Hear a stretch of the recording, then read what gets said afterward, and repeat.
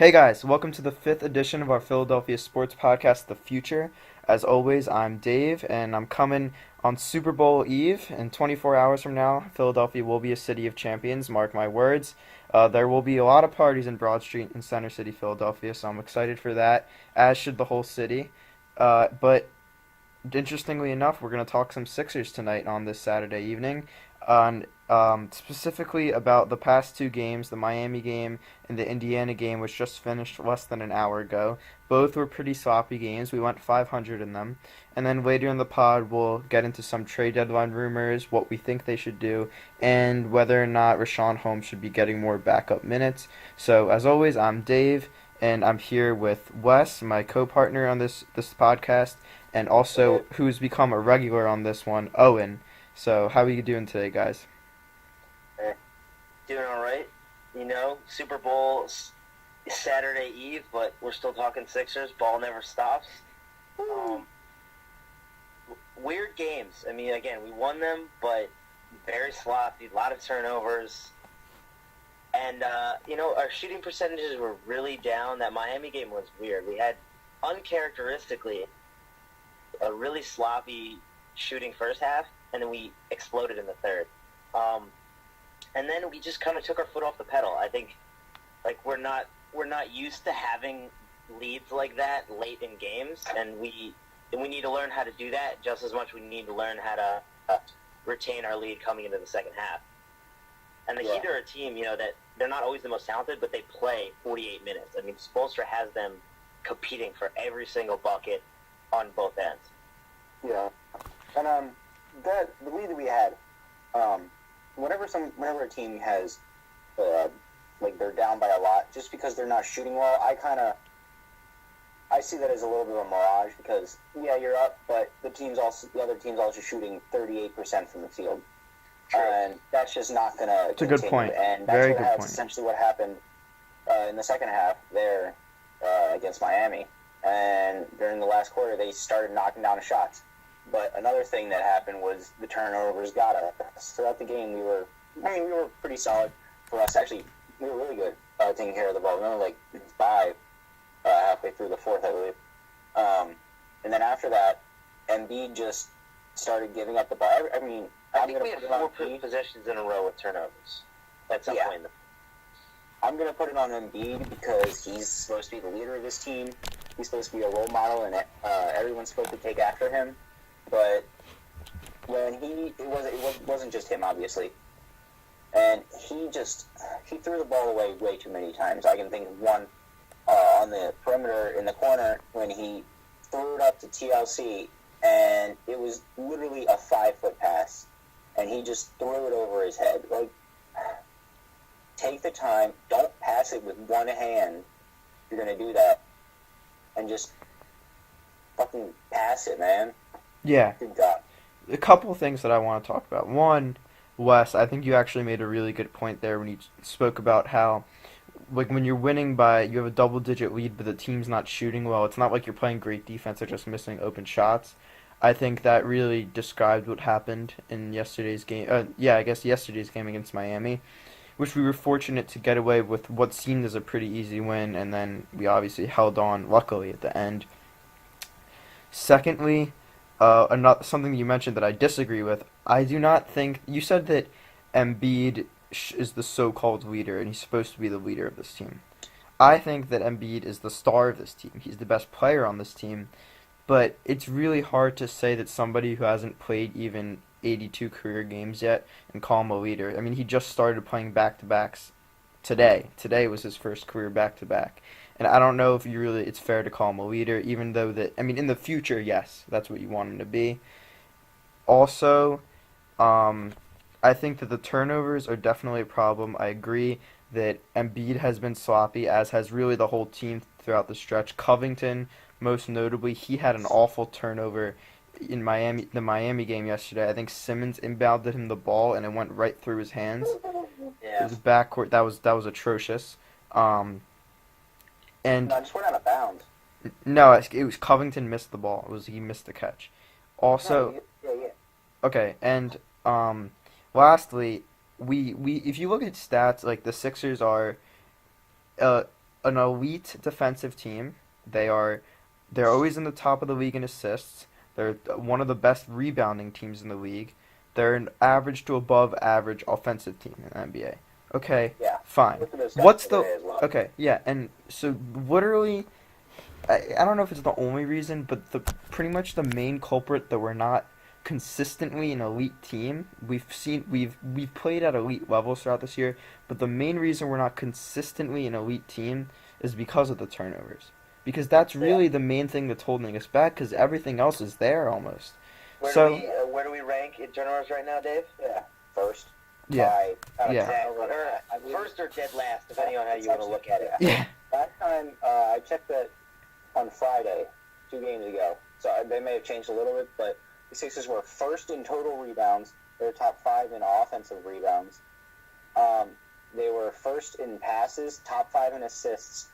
I believe they're top 5 or top 10 in points per game, and they're top 5 in defensive rating.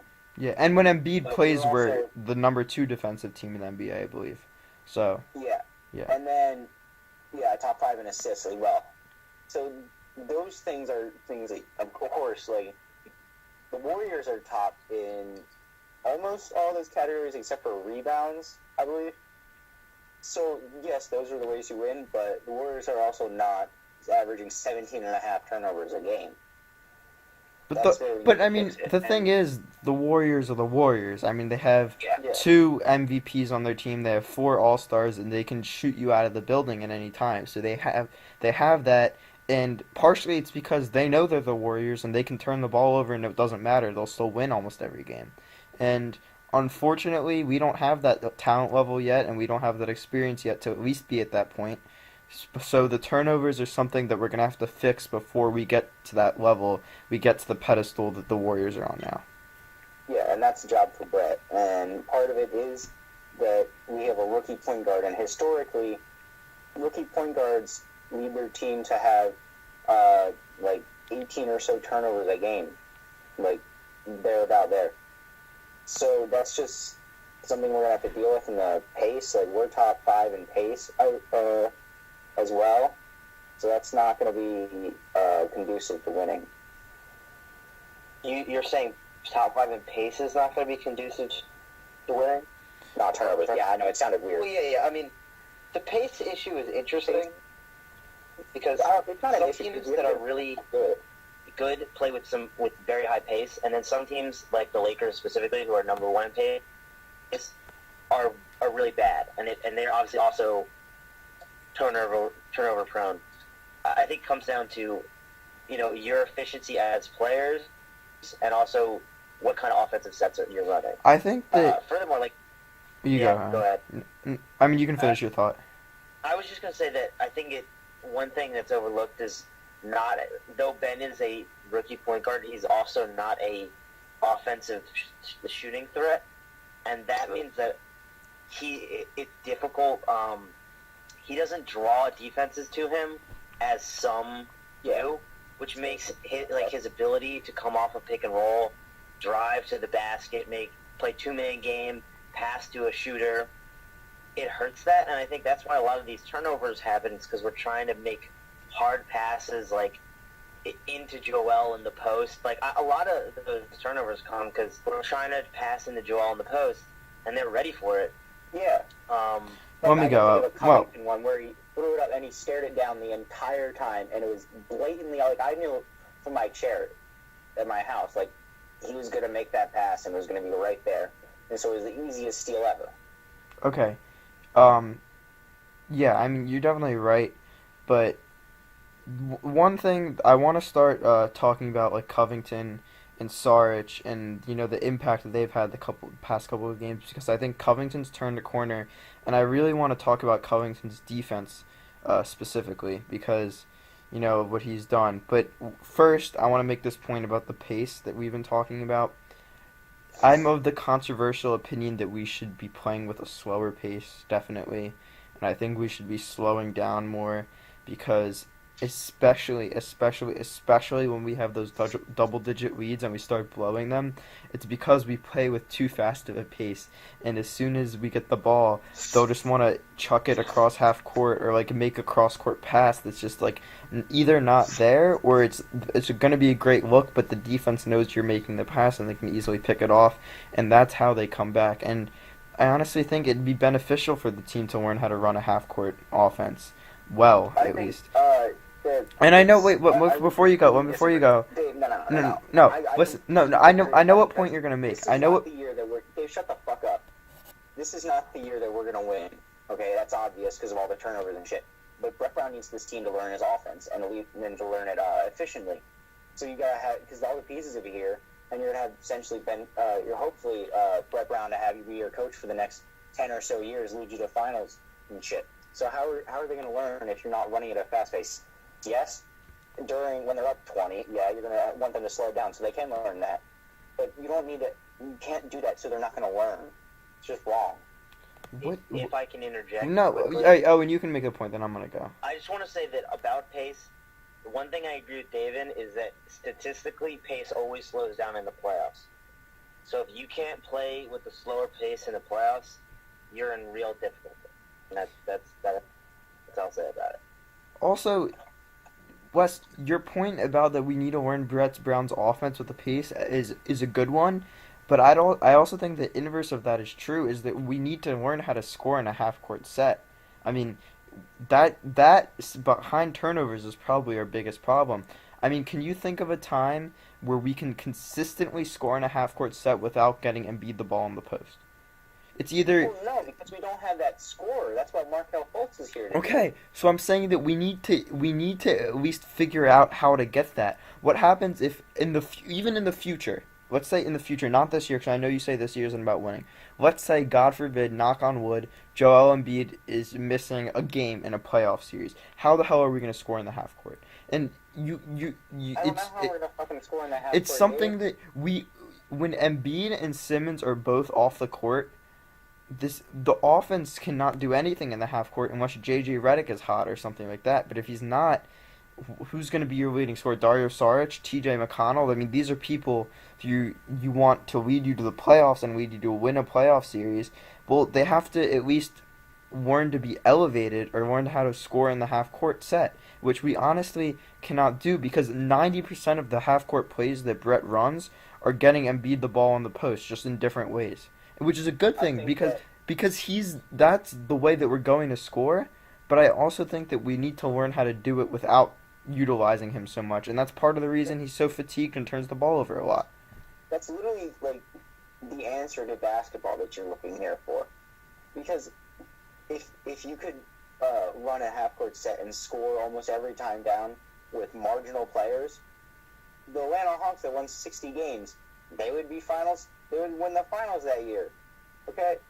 See, the thing you can't. That's the complete reason. Like basketball, you need to have stars.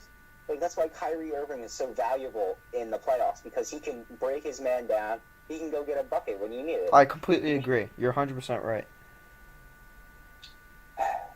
I completely agree. That's literally that's the answer. We need Fultz. That's not my point, but I mean, I don't disagree with what you said, but that wasn't my point. All right. Do we? Go to the next thing. Okay, so we want to do trade deadline, or do we want to? Can we talk a little bit about Sarge because I think he deserves recognition. Yeah, but first, Yes. thanks for reminding. First, I want to talk about Covington's defense in the past couple of games.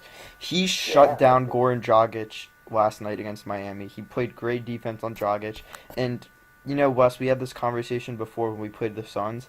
I think that if the other team's best player isn't a big man, like a center, Covington should be guarding their best player 100% of the time, because usually when Covington's guarding their best player, they don't have a great night. And tonight, when Covington was on Oladipo was not nearly as good as when anybody else was on Oladipo.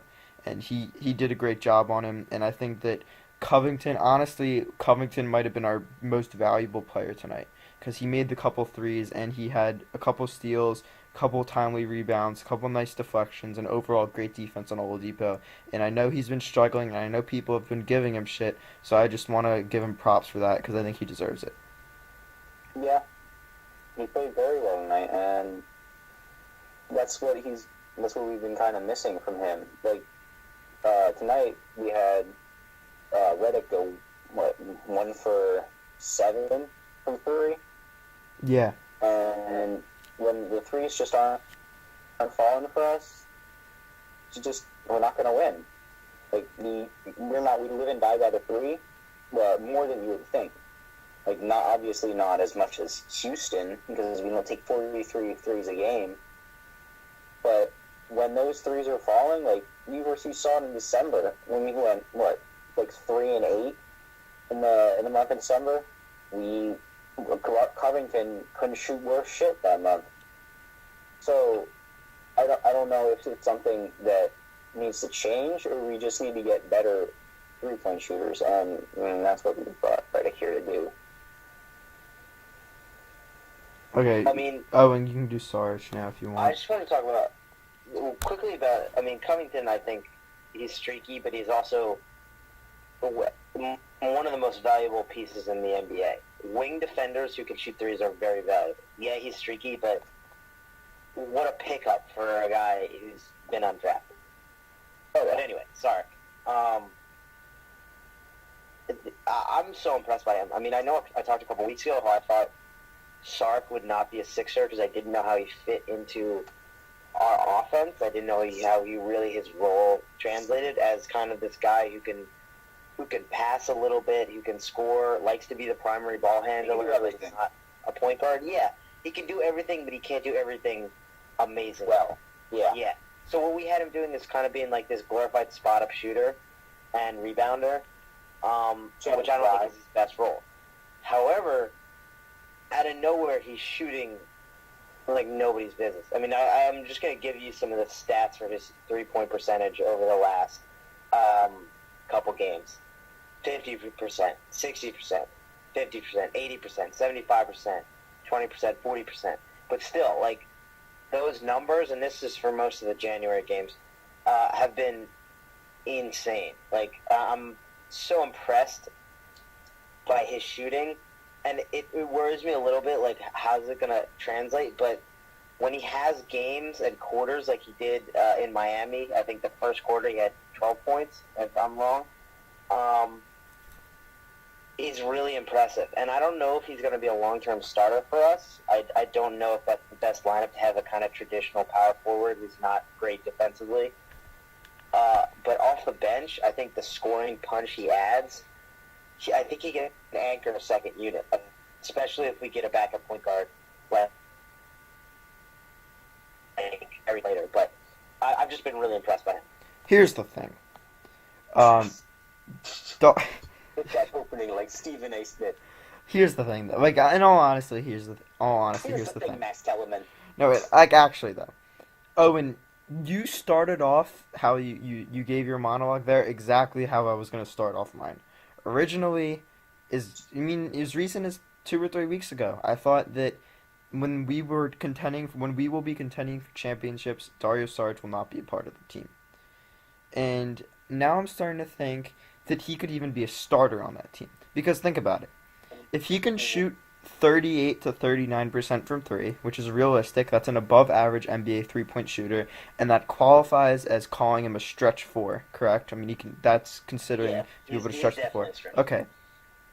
If he can develop the mid-range game, he's already a good driver, he's already a plus passer, and he's already a great offensive rebounder. His defense is it's average, but in all honesty, I think that in the future team that becomes to win championships, he has a part on it, if not on the bench in the starting lineup, and I'd be more reluctant to give him up now than I was 2 or 3 weeks ago, because I do see a lot more potential in him than I saw before, and partly because, like, in the past couple games, we can admit that Embiid hasn't been great, and in the games that Embiid's missed in back-to-backs, Sarge has shown that he can carry the load. I mean, he puts up consistently 20 points about when Embiid doesn't play. I don't know if he can carry the load, but Not consistently, but when Embiid is out, he's been putting up 18, 20 points, which is, I mean, it's solid, and that shows me something. the one thing that I'll say is I put more. I have more fear in what his defense would be like in a playoff series. I think teams would go at him. But the one thing I'll say is a lot of his skills are underutilized on our team. Yes. So why don't what we do is we ride his hot streak, trade him, maybe not this trade deadline, but sometime, and get assets for him. I mean, actually, not even assets, players. Like anybody who has a 3-point shooter, something like that. I see his value and I see his scoring punch, if not in the starting lineup, off the bench. But like we don't utilize his passing at all, which is one of his better skills as a stretch four. He's not really going to ever be the primary ball handler, obviously. He's like a better Mario Hezonja, or any other one. Like, what's that other guy who plays for Ersan Ilyasova? No. They're not that similar. Not really. Ersan's a straight shooter. Yeah. And that's what I mean, is like one of those European guys who... what's the other guy's name? Magic? No, not Magic. Whatever, but my point is that... Not Magic Johnson. Magic Johnson was a point guard. Well, you said the Magic. Oh, I said the Magic, like, on the team. Yeah, that's what you said. No, obviously Magic Johnson was a point guard.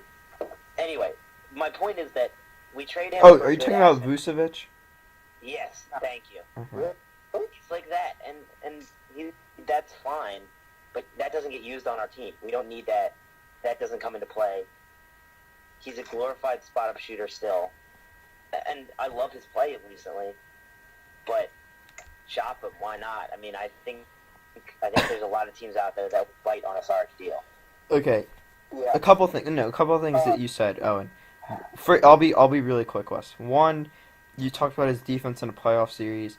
The thing that I'd like to say back to that is that Sarge is primarily defending the other team's four, and there aren't that many fours in the NBA that could really post up and like could really back Sarge down, or that would do so consistently. Al Horford would cook Sarge. Okay. Yeah. Okay. Let's talk about this quickly. That's one. Or the Pistons. We do nothing quickly. Or honestly, it depends on what lineup the Bucks run. But if you have like, Jabari on, you mean as the four? Jabari's gonna eat Sark alive. Yeah, I think the problem with Dario is that he can't switch to anything. Like, our entire lineup theoretically would be very switchy. Like, Covington can switch on to 1 through 4 when needed. So can Simmons. Ground against a 5 potentially. Embiid, he's pretty solid perimeter defender if you need him to guard like a 2 or a 3. And Fultz, he's got 6'10" wingspan, so hopefully he gets his defense hammered out. And I don't know who Simmons. Yeah, Simmons can guard 1 through 4 and maybe even the 5 too. So he would be the one. I mean, you can kind of afford that, but like you said, they would really go at him. Yeah. My question that I was gonna ask is, what is like? I'm not talking about player names, but I'm saying we assume Simmons, Fultz, and Embiid are 3 of the 5 starters when we contend for a championship. My question is like, what type of players are the other 2 guys? That's fucking Klay Thompson. Oh, so what are the ideal pieces around? Yes, like Simmons? attributes. Yes, I mean you're right, Clay. Do you want a So you want a 3-and-D perimeter guy who's a 40% 3-point shooter? That's one. Yes. And then what do you want?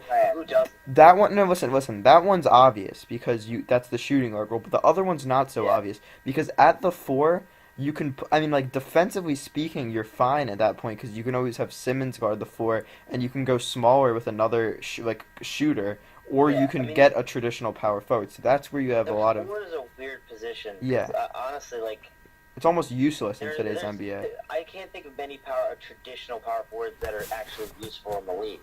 Sarge is one of them. Paul Either you Millsap. play five or you play, or you're a three. Like either you're a five who plays down a position, or you're an up jumped like 3-and-D guy who's big enough to play the four. I mean, How about Millsap? He's injured, but I mean, I'll give you that one. No. Millsap that would be tasty. If we had Paul Millsap, No, but that's my question. So what type of player do you want at that other spot? So we're saying a 3-and-D player like Klay Thompson. What's the other one?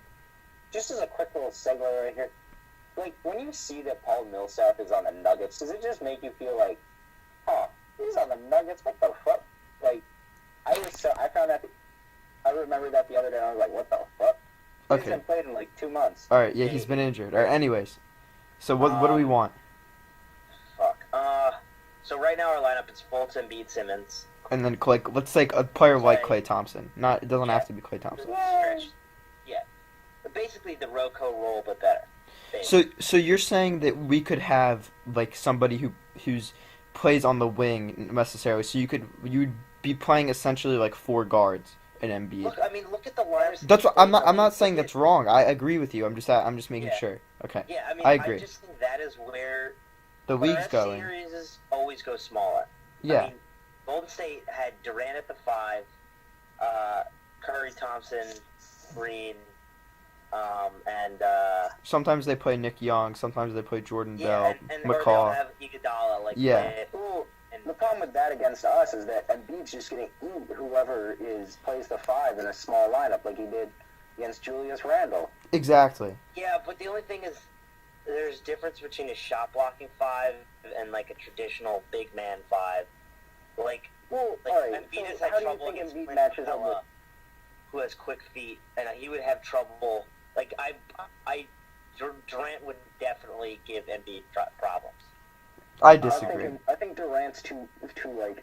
I think he's too skinny. I mean, Well, this is beside the point. But the Warriors also play so well with double teams through Durant and Draymond. That Yeah. very hard. I mean, we saw that earlier in the year how hard it was for Embiid to score out of the post in that game. We lost. But anyway, so my fourth player Okay. So would be a guy like Jabari. Honestly, okay. would be a bigger or Jason Tatum, someone like that. Like fuck Jason Tatum. No. I just mean that kind of archetype, a scoring wing who's big enough to be jumped up to the 4. In a league where the 4 really isn't a position anymore, you have a guard and a big man, and then you have 3 wing players, and you need to find a way to slot them depending on their usefulness. So I would have I would even like Jaylen Brown, like somebody, I'm talking like a really big, beefy wing who can stretch the floor and play defense on teams that run multi-guard lineups and things like that. That's what I would Honestly, have. I could be completely fine with say we have Klay Thompson with Covington in that role. I think that'd be great because of his defensive Yeah. value, and even if he shoots 38% from 3, that's fine. But also like I'd want somebody who can rebound really well. And if Dario, so I think my biggest problem with Dario is that sometimes I feel like he doesn't understand his role, and he thinks his role is bigger than it is on this team. Well, he doesn't really have like a defined. That's what, role. no, but exactly, and I don't think he's. It I changed so think much night to I night. think that it's taking him a while to accept that and to realize that because he's up until the Sixers, he's probably been the best player on every single Yeah. team that he's played on, and it takes a And while to you're a realize basket. that. And Yeah, especially and last year when Embiid was out, it was the same exact way. He was the number 1 option when Embiid was out at the end of the year, and it. Yeah, and during Eurobasket, he was the number 1 option for Croatia. Uh-huh. And so what I'm saying is that if eventually down the stretch Dario can understand his role as the 5th option on that team, then I'm fine with Dario Saric there and having him rebound and having him be gritty and be a big man's TJ McConnell because that fits the role fine. Yeah, it's only when he's shooting those clunker threes early in the shot clock. Yes. Then But but it's that's a him not understanding his role. Perfect situation. I mean, obviously you're gonna have to look at how many assets you trade away from pointless players like Tyreek Evans. All right, we'll talk about that. But you're gonna have to trade. You're gonna have to trade stuff for Clay. So you're probably not gonna get guy that I want, but unless we get him. I want Kristaps. That's it. I want Kristaps, man. 7 foot. Yeah, 3. I mean, actually, Man, that would be one of the. But he just him and Embiid in the post, like that's just too much for like if you throw them against JaVale McGee. That's I don't know how you stop that. Wes, that's so. Porzingis and Embiid front court is. I don't know if it's as good, but it's definitely comparable to the Davis Cousins front court. And then, except you also have Ben Simmons, who's a generational talent, and Markelle Fultz, who'll probably be an all-star, on the same team. Whereas the Pelicans have no depth and a very weak backcourt. And that's the difference between the two teams. And that makes that potential team that you said so scary. Like, yeah. that's... I mean, I would honestly I'd rather have Ant Davis than Porzingis, but I think you're right that one of those, or Giannis, like any of those guys who's like 6'10" to 7 feet. I wouldn't want Giannis. Dude. I mean, like, obviously I would, but I'd prefer ridiculous. Porzingis over Giannis is Giannis. ridiculous, but I feel like can you imagine you can. I guarantee you can. They can. Yeah. I know he's amazing, but the dude is one of the best defenders in the league. Rebounds, can pass, and can literally get to the basket at any point. Yeah, he's not a great shooter. To me, Giannis is Kevin Durant with a little bit more athleticism, but can't shoot. As well. But what he gains in athleticism, he will be over his career a better defender than Durant ever was. Durant now is the defensive player of the year. You're the legit defensive player of the year. Well, not defensive, yeah. But I'm saying that Giannis has always played like that. Giannis rebounds better than Durant does. Okay. I'm not comparing them. Durant is a better player. He's one of the most amazing scorers of all time. But I mean, that's just unrealistic, though. Like Giannis. But I believe that Giannis could be better than Kevin Durant by the end of his career. I completely agree. I believe that.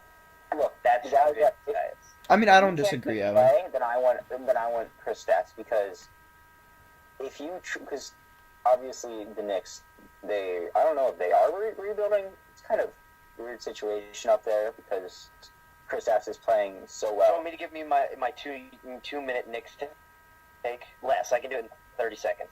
Go in 30 seconds, and then I want to do trade deadline. Here, let me finish this, and then do it. But they want picks, and if you can force them into a rebuild, we can jumpstart that, and then we get Kristaps, and it's game over in the East. Go on. 1, they're not going to trade Kristaps once he's gone. 2, they can't rebuild because it's New York, so they're doing whatever they can to pseudo-rebuild. That's kind of what they got with their pick this year in Tilakina. What else? They're going to try to be a free agent destination in the coming future. I see them as a playoff team in the next couple of years, but unless Porzingis makes a jump, that's a one and done. Until Tilakina becomes a competent offensive player, they're going to be pretty much like a 6 through 8 seed for the next couple of years. Yeah, they're one and done. Yeah. Well, another thing, like, I know we were talking about this in our chat earlier today about cities, like what's the main sport in specific cities. Basketball, I mean, I have family that live in New York. I've talked to people that live in New York. In New York, it goes the Yankees, and then the hockey team, the New York Rangers, and then the Giants and the Knicks are actually like tied for third at the bottom on that list. And so yeah, New York's a big destination. Everyone wants to play at the Garden, but I don't know if I don't know if it'd be as big of a deal if the Knicks took a rebuild under the belt as you think, as you make it seem. The Knicks just have so much money in their franchise. Yeah. I mean, they haven't been a good team in years, yet they're, I think, the most valuable, if not the second most valuable NBA franchise. It makes no sense. Well, it's the New York effect. Exactly, and they feel that's, like, MSG is filled every night, no matter how bad or how good the team is, no matter who they play. They sell at the stadium. People come to see the Knicks play. I as a Knick observer and family of Knick fans, I would like to see them be good. I think that would make the East interesting. I want as many good teams in the East as possible because I like good playoff series. And I like rivalries, but I don't think they have the ownership quality. I really don't think James Dolan, who's not a good owner, he's one of the shittier owners in the league, honestly. Or they don't have the front office experience to complete a successful rebuild, and I don't trust them to do it. So I'd say, see where you can get with Porzingis, he's the unicorn. See what you can get. Trade him to the Sixers. What do you think we'd have to give up for Porzingis before we talk this realistic trade deadline? I don't think we could. Kings Nest, we'd have to trade Dario, and then probably our first this year, and then 2020. We'd have to give them probably Simmons. Not Simmons. Sorry. We'd have to give them Fultz. The Kings, our pick.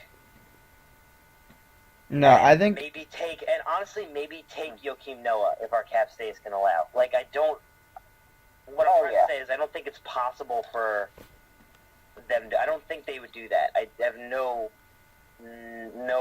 concept that they would do that. I don't think they would. Like Boston was trying to do that in the summer, and they had a really good package set up. Like maybe better than anything we could even put together now.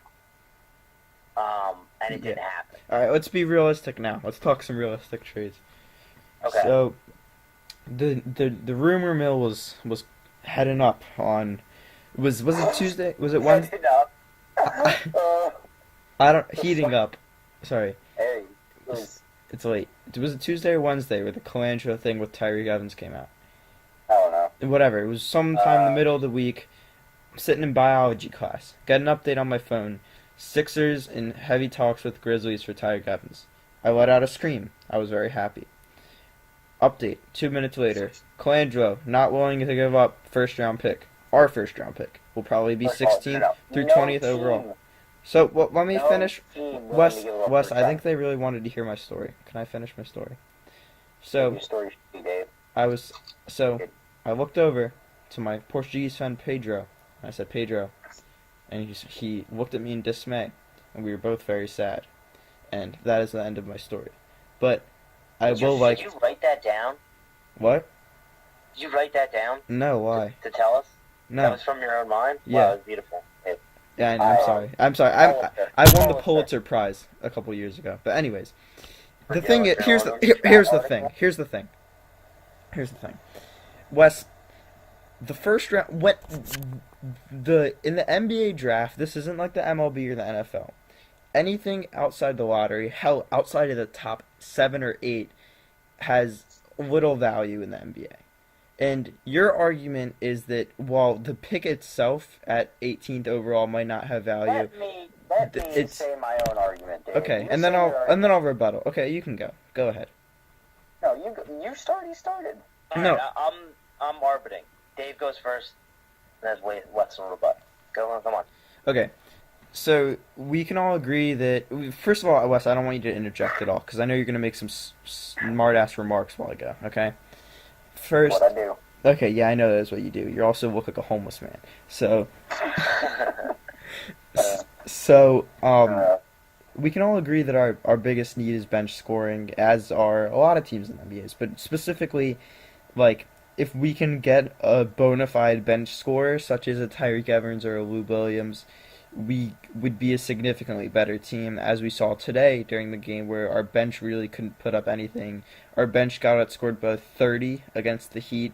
We really don't have, and even on the whole team, now that Fultz isn't playing, we don't have a guy that can create their own shot and get a bucket, shoot a mid-range jumper off the dribble. Like, that's what Old Depot, he might have made 5 baskets like that today, and we have 0 guys that can do that.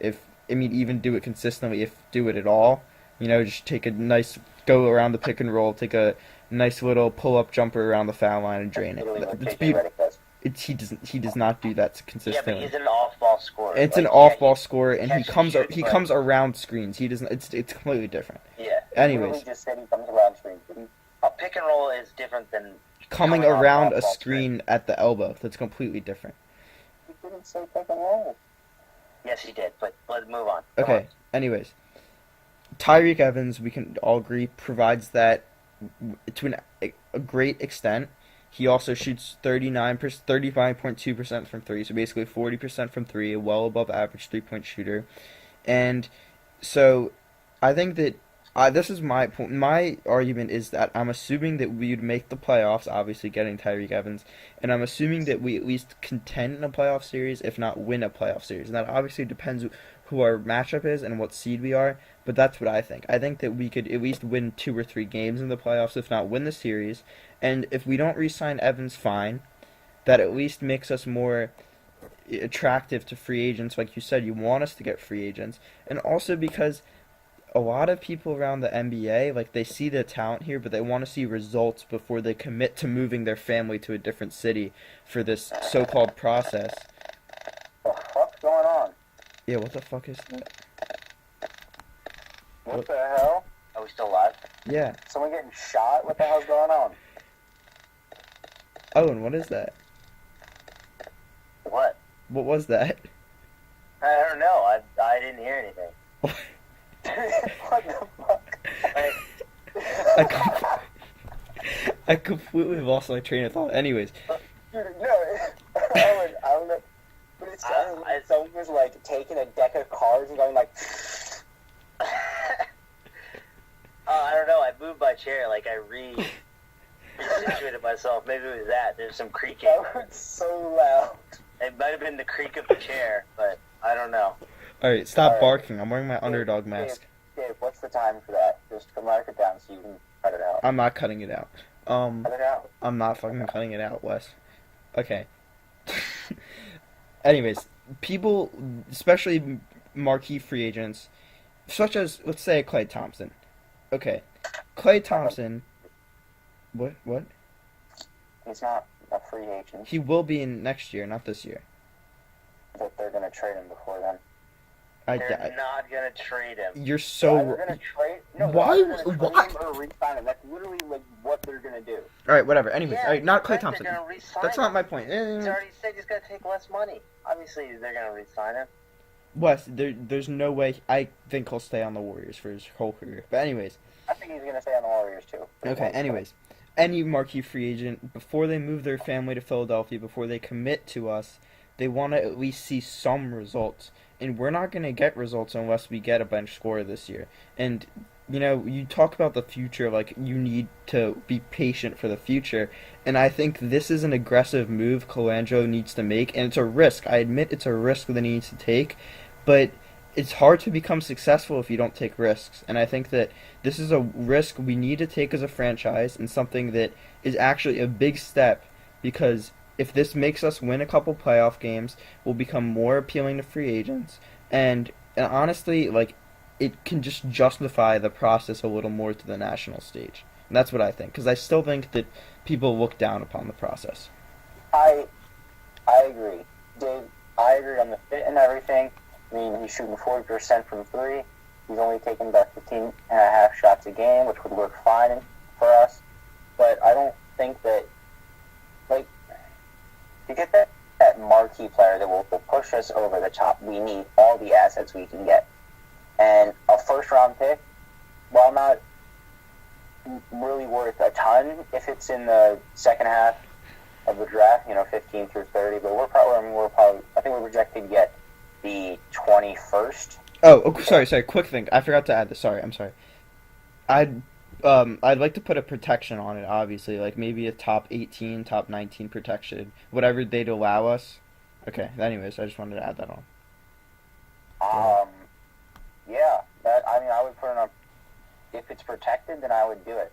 Like, if we can do what happened with Nerlens for a fake first, then I would love it, because he would fit very well on this team.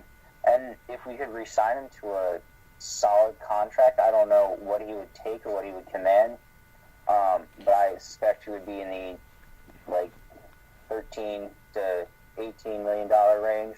Well, you have to like that. you have to remember that he's from the Philly area also. Played well. Yeah, I mean, I don't know what he would take or what he would be worth. If we Okay. could get him and be on the bench, that would really help the depth. Okay. You don't sound like you're disagreeing with Protection, me. I would love to put. I just don't. I just don't want to put a protection. I don't want to trade unless it's protected about 22 or so. 22.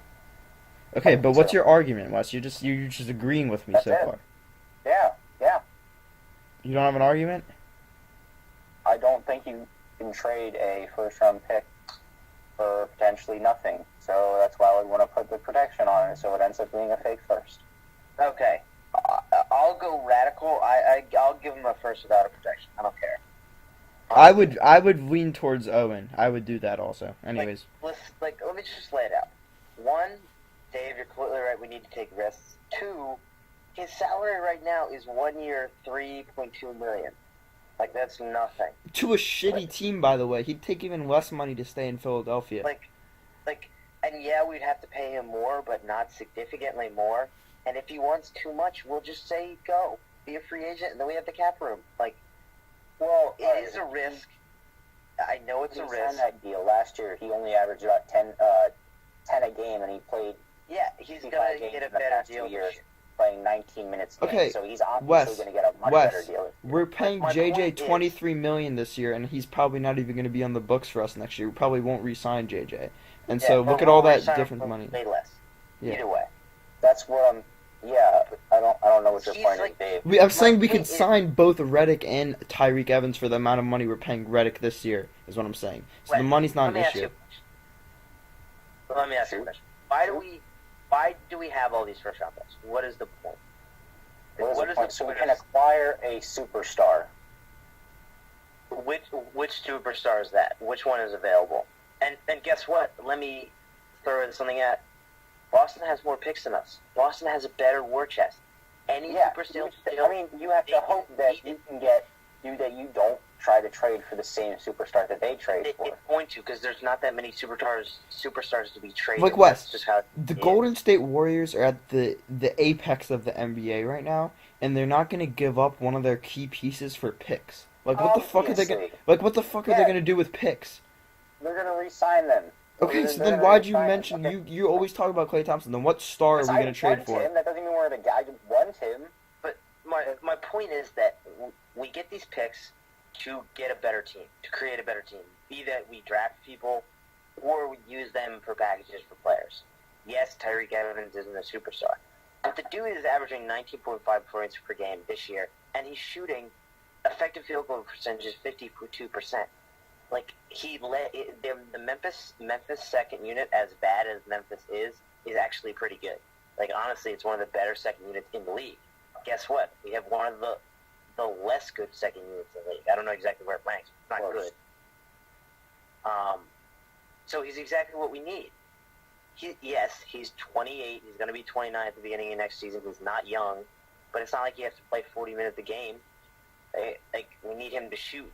You know, he's good for 3. It's not like we need him for 5 more seasons. If he's good for the next 3 years, and let's say we sign him to a 3-year deal, that's fine. Like, by that time, we're either going to have a better team that can attract free agents, already be in a championship hunt. Like, you have to play for now right now. Like, we're not tanking. There's no advantage to losing. There's no advantage in playing for now right now either. Because we're obviously not going to win it. But it's not like we would have we're not going to win it next year. Actually, honestly, it's too late. Because if Boston wants him, they can get him. There are already rumors that they want him, and we can't beat Boston's deal without crippling us. Then let them waste assets on him. It's not wasting assets. They have a great team that's going to get any better. For them. But for the long run, for us, it's what do you mean the long run? They have Kyrie Irving, who's 25, or 26, sorry. Jaylen Brown, Jason Tatum, Terry Rozier. All of these guys are on rookie deals. All of them are young. Like, so what if they trade for Tyreek Evans and give up some of their picks? They're still going to get other picks that they have. Like, they're not going to have to give Memphis the that pick, either the Sacramento or Lakewood pick. That's not going to happen. It still eats away at their assets, so that puts us in a better position. Assets. That's the fucking point of the process, Dave. To acquire assets. The process is fucking over. You understand No, that, it's right? not. This The isn't process is not over. The process is over. We have our so-called assets. We have three of them. We have three very good assets. We also have Darius Saric and Robert Covington, who are very respectable players. We have three. We have already two superstars, and we have one who you're the one that's saying is going to be a James Harden in the future, which I disagree with. But I definitely think he'll be an all-star. So we have three in the NBA. Everybody knows all you need is three, and we're trying to get complementary pieces around them so we can attract a Exactly. fourth, because we're not going to trade for a fourth with a bitch ass 18th overall pick. Right, you're going to use all of your assets to go get that superstar, and that's what's going Okay, to make. so lay me out a deal. Lay me out a deal. Time. Lay me out I a deal, guess, Wes. but What? Lay me out a Man. trade for a superstar with specific assets. I want to hear what you think. Oh, good God! All right. The farm, as in literally everything, like the Lakers shit, and that whole mess. So this like Kings Lakers mix, okay? Yeah, yeah.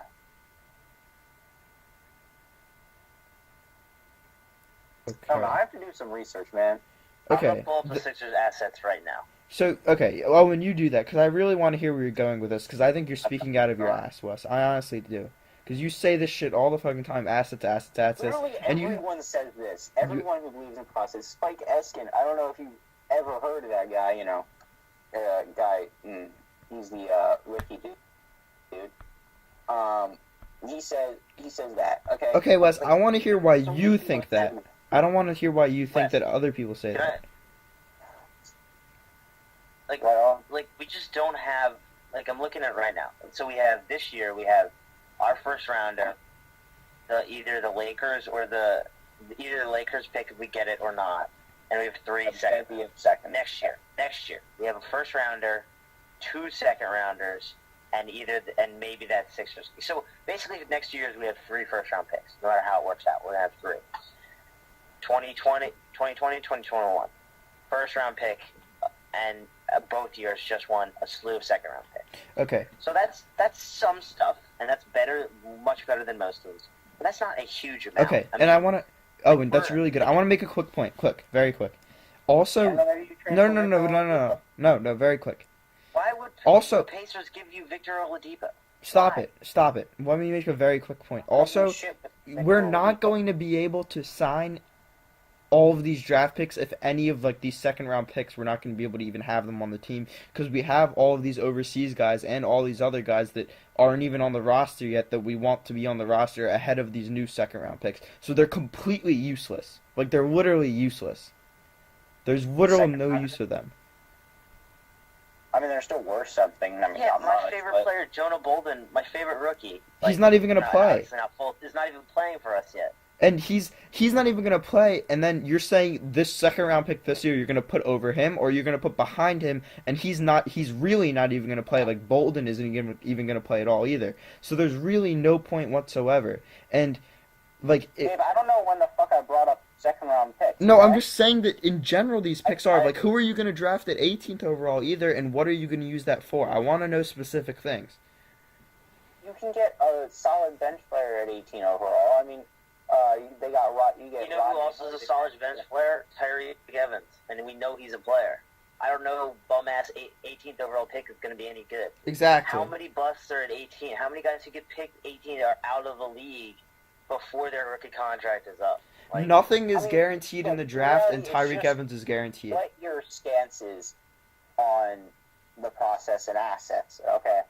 no, it's not. If you I think- love the yeah, process. that's it. But No, it's just we need to move whether on you to a think you new. can compete this year or next year. Do you know why the or whether process you works, Wes? It's because we lost It's goddamn 260 games. That's why it worked. It's because we sucked. We don't suck anymore. It doesn't work anymore. That's Wes, the you're whole- too close. So we You still need to do them. you have your head in a tunnel, Do Wes. stuff. I don't. You're blinded. You're too set on this process that you don't understand that it's finally over and it's time to move on. Because if you have this process mindset always, we're never gonna win a championship. You have to take fucking risks. I just think you're jeopardizing things if you don't. Okay, if It's a, let's say that Tyreek Evans literally gets injured the first minute he plays, something Gordon Hayward. I hope that doesn't happen because that looked extremely painful, and I don't want anyone to get injured. Let's say that you happens, wait and he never fucking plays second a game of basketball round for us pick. ever, and we give up that first round pick. Second How first much? round. How much would that suck?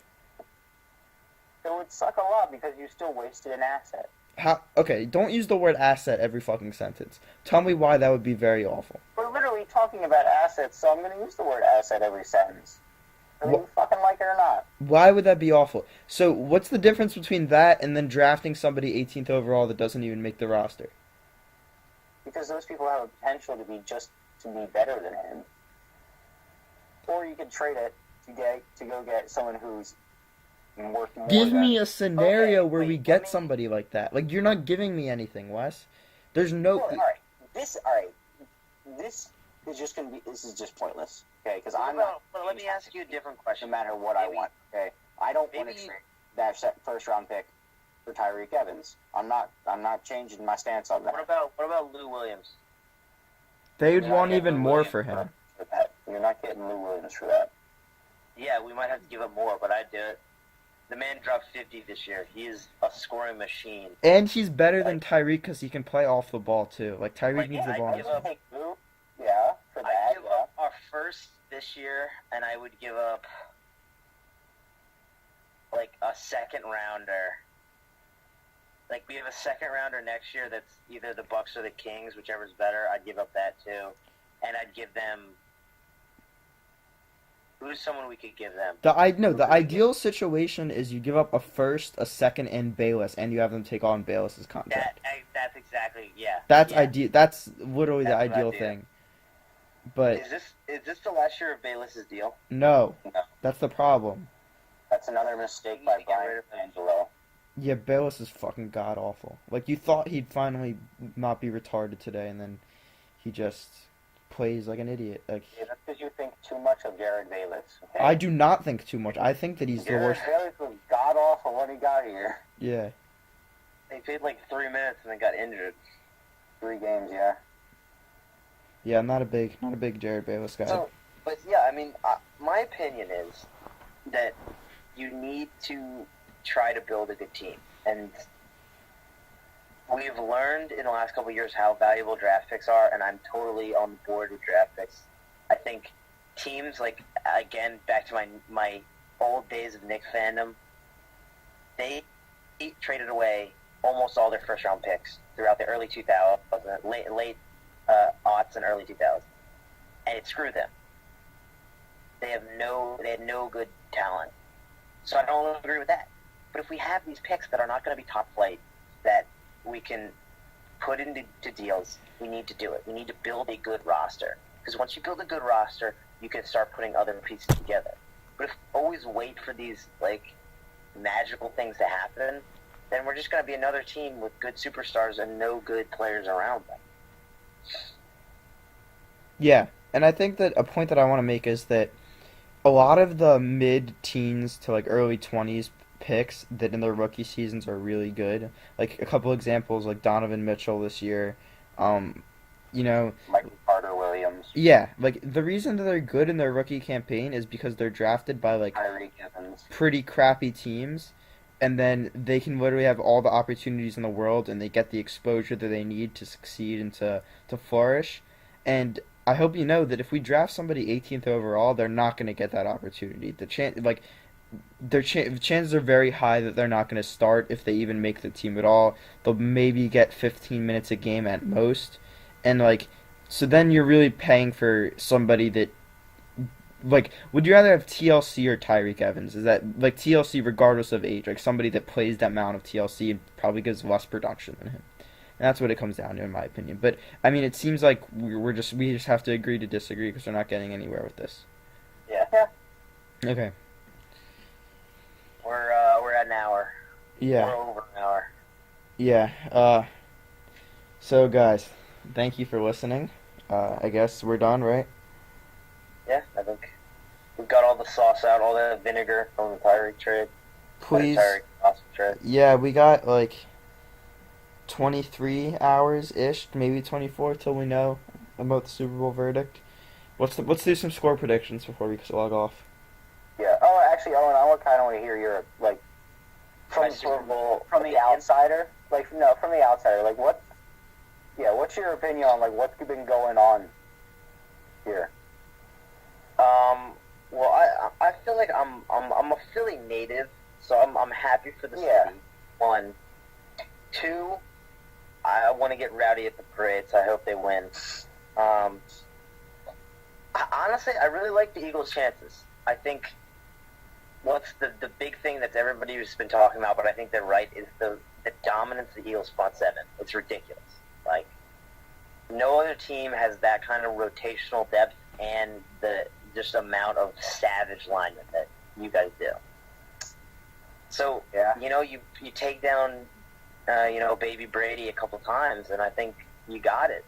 Like, honestly, I think it's going to be 24 to 20, I think is my score prediction. Something like that. One point off last time. Yeah. Yeah. And So this is my. I think the Eagles win. I think Nick Foles shows out. I think your defense dominates. Little big dick Nick. Big dick Nick. Yeah. So personally, I think that I got Birds 21-20, and We'll break this down more. yeah, in our During pod, the we'll have a segment. pod about it tomorrow. But quick thing that I want to add on is that I think that this was probably the worst Patriots team that they've taken to the Super Bowl in the Brady Belichick era. By Like, far. the defense isn't like anything to write home about. And no, like I know I get Brady and Belichick are great, but like besides Gronk, they don't really have any weapons on the offense. And honestly, the offensive line isn't great, and Brady isn't mobile either. And mobile quarterbacks are really the only thing that have killed us this year. I mean, the only games we've lost besides the like last game of the year where Foles was like that was just awful. Where we had Sudfeld playing, were against mobile quarterbacks, two of the most mobile quarterbacks in the NFL, and Alex Smith and Russell Wilson. And Brady is 41 and not mobile at all. Not that he really ever was throughout his career. So I think that I see Brady getting sacked 3 or 4 times. I see a pick or two. I see maybe a fumble, and I see the defense really carrying us home. And I think the key to the game is obviously special teams, as it is always against the the Bradyans and the Belichicks. You know how they have StatCast Yeah, for the MLB? yeah. I want a StatCast segment on how many times Dave has voice cracks throughout the pod. Because I think that's it's about one a pod. But there were 3 today. So That means I won't have any for the next 2. Do you guys think you could stop Gronk? Gronk? Well, you don't really stop Gronk. You got to contain him. But do I think that we can keep him like 60 yards, maybe 1 touchdown?